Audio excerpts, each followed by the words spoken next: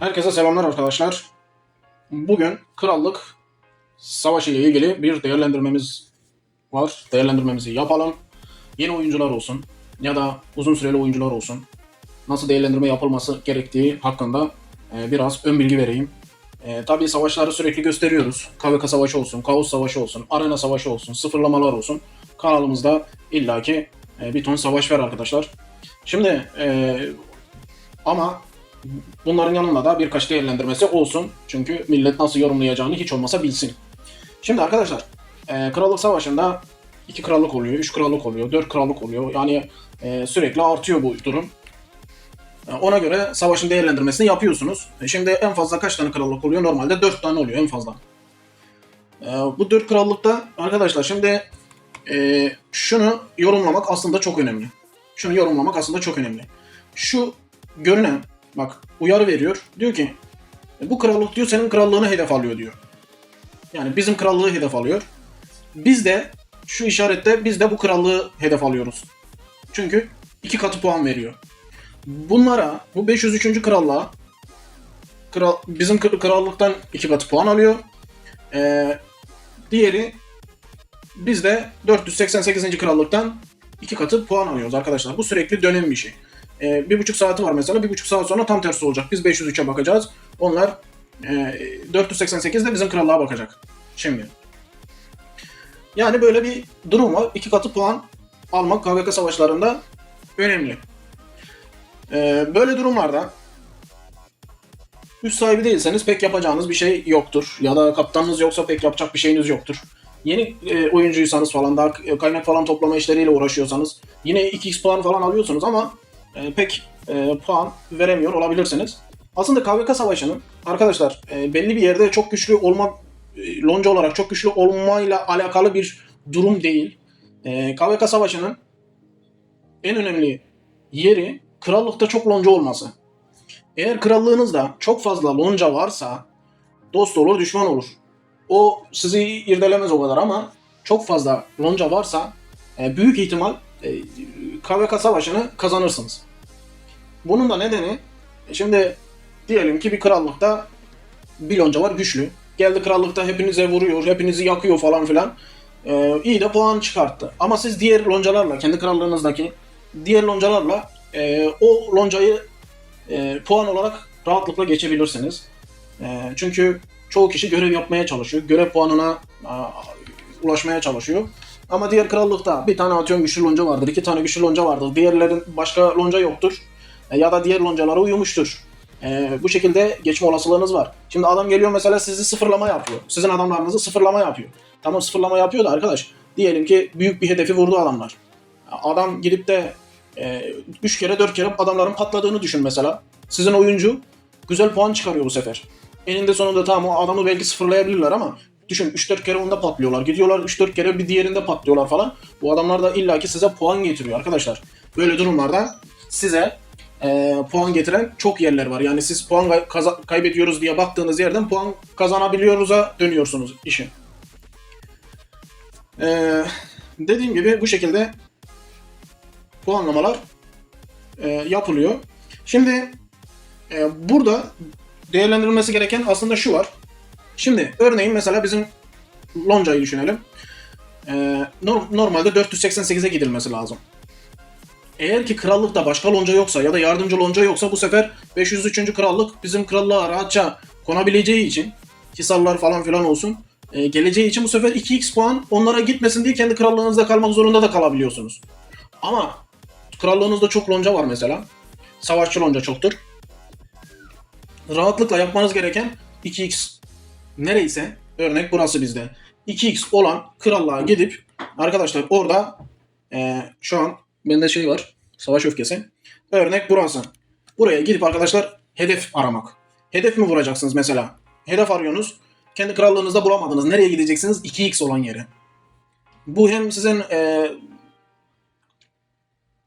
krallığınıza fayda sağlar hem de size hem de loncanıza fayda sağlar. Bu şekilde devam edersiniz. Mantığı bu şekilde. Bazı yerler var dediğim gibi sade, az lonca var. O zaman mesela bazen oturup kendi krallığında üst hisar tutman zorunda kalıyorsun. Çünkü başkaları basıyor bu sefer. Senden güçsüz lonca geliyor, krallığını basıyor. Üst hisarı bu sefer topluyor. Sen gidiyorsun 2x yapmaya çalışacaksın ama senden 2x puan alıyorlar bu sefer. Bunun gibi şeyler oluyor. Onun için aslında yardımcı loncalar falan illaki gerekiyor arkadaşlar krallığınızda. Düşman da olsa. Çünkü KVK savaşlarında biliyorsunuz ki çoğu krallıkta mesela denir ki işte KVK savaşı başladı. Düşman da olsa krallık savaşı bitene kadar müttefiyiz yapılır mesela. Savaşılmaz adamlarla. Ne kadar kinli olsan da çoğu zaman adamlara dokunmazsın. Karşıdaki krallıklarla savaşırsın. Örnek veriyorum. Şimdi mesela 2x çıktı. KVK savaşı başladığını düşünün. 2x nere verdi size?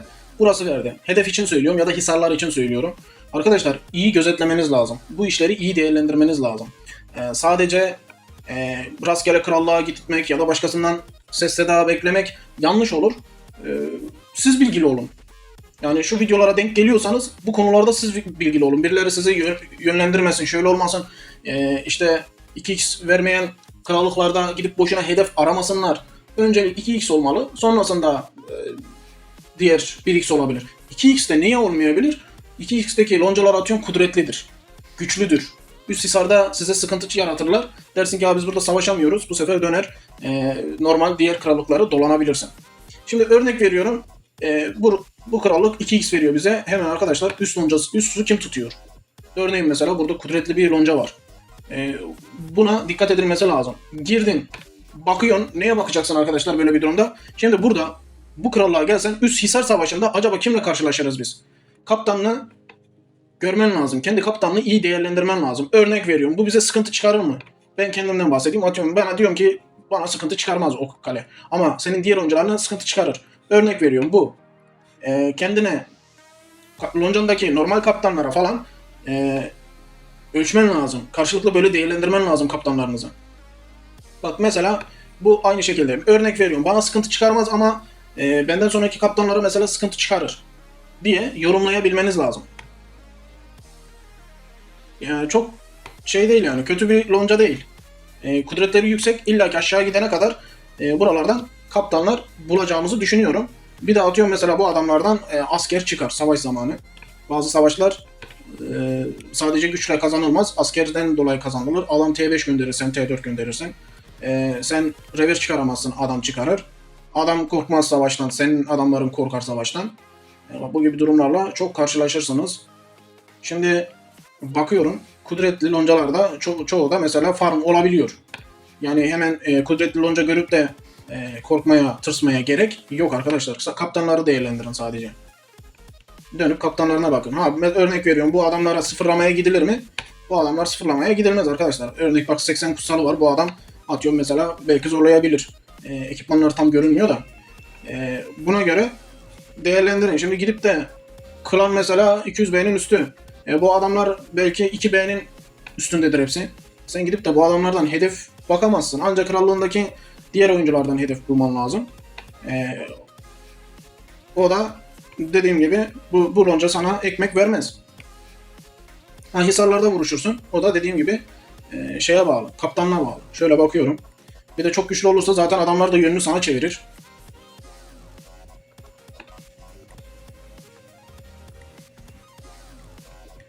Bak çoğu 2B'nin üstünde. Adamlar kudretli. En az 2B'nin üstündeyse arkadaşlar en az 50-60 askerden bahsediyorum. En az. Ki bunlar 100M, 150M'e bile çıkanlar var. Yani asker sayısını düzgün oranlamış kişiler illaki bu şeyi arttırırlar. Şöyle bakıyorum.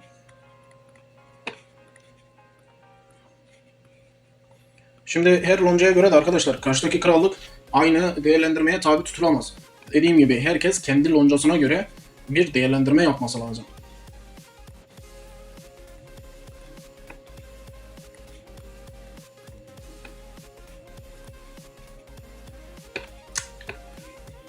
Bize attı. O kadar adam var ki bunların herhangi birinden T5 çıkma olasılığı yüksek. T5 demişim. Full kaptan, sağlam kaptan çıkma olasılığı yüksek. Adam 1.6B'de 1B kudretli kale bile full kaptan çıkabiliyor yani. Onun için şöyle bakmak zorunda kalıyorum. Buna baktım. Buralara baktım herhalde.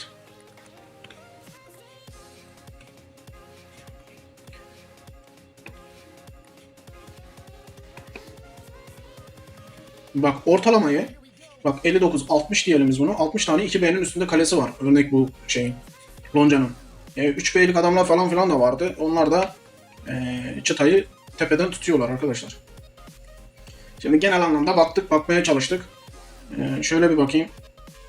Bak adam 4B bile vardı. Evet. Tekrar bastık. Bak. Bu zaten lonca lideri. Ya adamlar atıyorum mesela kötü değiller. Şöyle diğer hisarlara bakayım. Şimdi gece gündüz farkı da adamlarda oluyor. Belki başka loncalar da vardır krallıkta. Bak bu 503'ten gelmiş.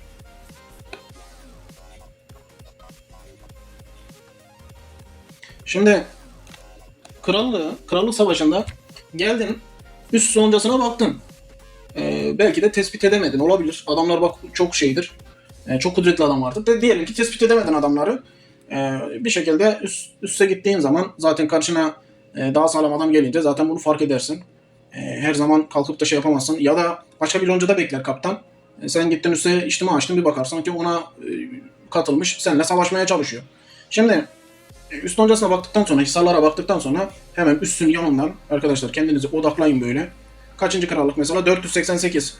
Buradan itibaren arkadaşlar şöyle tek tek loncalara bakıp krallığın değerlendirmesini tutun. Loncaların kudreti olsun.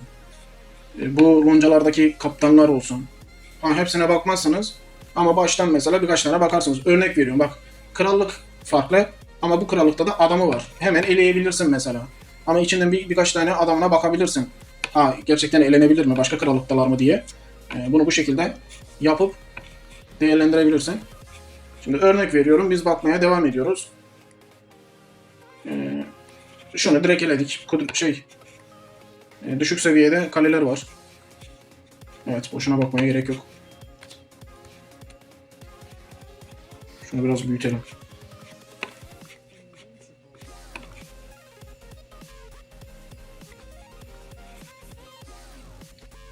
Bak bu buraya gelmiş. Bu da derebeyi. Evet, Rus loncasından. Şimdi bu farklı krallık. Adam burada takılıyor. Belki de burası onun için 2x, bilemezsin. Şu an tam bakmıyorum. Öteki taraf bizim karşımızdaki herhalde o krallık.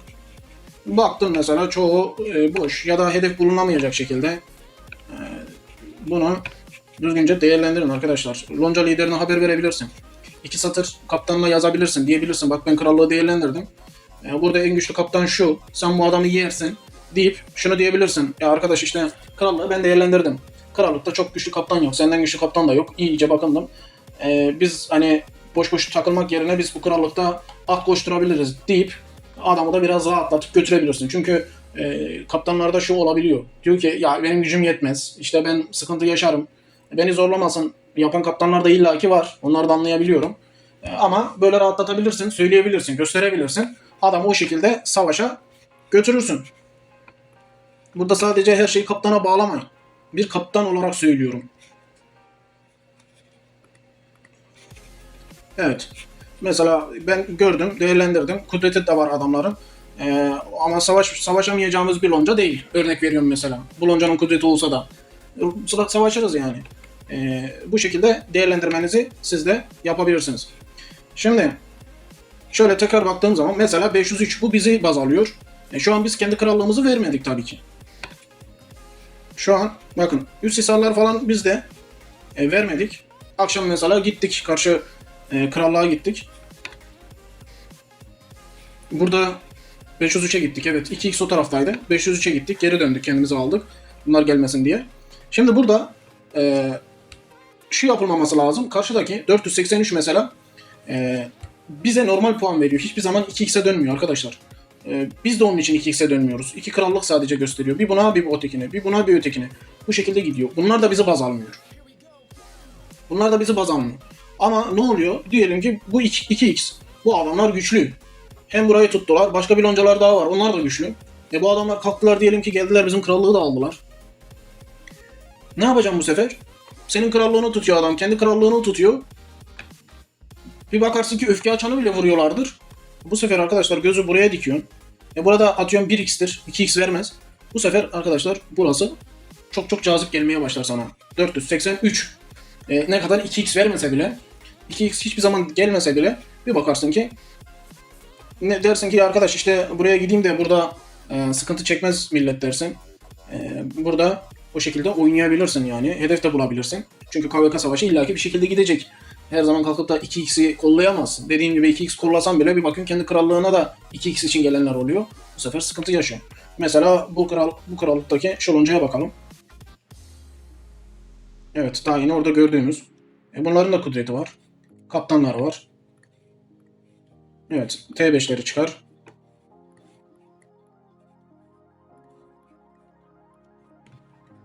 Gibi ama bu son tercih olmalı arkadaşlar. Son tercih. Çünkü eğer 2x verilen krallıkta hedefler varsa gözünüz 2x veren krallıkta olmalı. Ya da insanlarda şey de var, atıyorum millet puan derdinde ya da şey derdinde değil. Sen 2x'e gidelim diye bakarsın. Adam da kalkar der ki ya üstümüzü hisarlarımızı aldılar. Millete mi bırakacağız derler. Ya da kendi üst hisarlarına sahip çıkmak ister. Kendi oyuncularımızdan bahsediyorum örnek. O şekilde çoğu zaman da belki dediğim gibi puan falan önemsemezsen kendi üst hisarını tutup bitirirsin KVK'yı. Böyle zamanlarımızda çok oldu. Oluyor yani bu işler normal arkadaşlar. Şimdi aslında değerlendirilecek çok şey var KVK Savaşı ile ilgili. Ama ben kısa öz yapmaya çalıştım. Yine biraz sürdü. Dediğim gibi arkadaşlar bu şekilde güzel değerlendirmesini yapın. Ona göre savaşınızı düzgün seçin. Buralarda aynı şekilde hemen mesela bak bu krallık daha şey görünüyor. Daha kalabalık gibi görünüyor. Hemen loncalara tıklayıp bakın. Kalabalık dedikten sonra kimseyi bulamayan ben.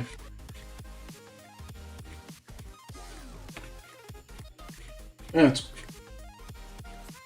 Dediğim gibi arkadaşlar üst loncasına, sonra hisarlara, hisarları kim tutuyor, başka hisarlara kim yeltenebiliyor gibisine bakıp sonra hisar kenarından, üst kenarından böyle loncaları bulmaya çalışın. Çünkü zaten güçlü loncalar büyük ihtimalle üst hisar kenarlarında olur. Çoğunlukla üst kenarında olur. Bu şekilde KVK değerlendirmenizi güzelce yapın arkadaşlar. Şimdi burada tabii ki başka şeyler de var. Bunlar görevlerle alakalı. Ben kısaca şu 4 krallığı değerlendirmesini anlatmaya çalıştım. Tabii ki ayrı ayrı şeyler var. Daha sonra belki bununla ilgili ikinci part, üçüncü part bir şeyler daha söyleyebiliriz. Bugünlük bu kadar yeterli arkadaşlar. Videodan çıkmadan önce videoyu beğenmeyi, kanala abone olmayı unutmayın arkadaşlar. Yeni oyuncuysanız arkadaşlarınızın bilgilendirilmesi amaçlı loncanızla videoyu paylaşabilirsiniz. Bu şekilde arkadaşlar. Kendinize iyi bakın. Sağlıcakla kalın. Görüşmek üzere.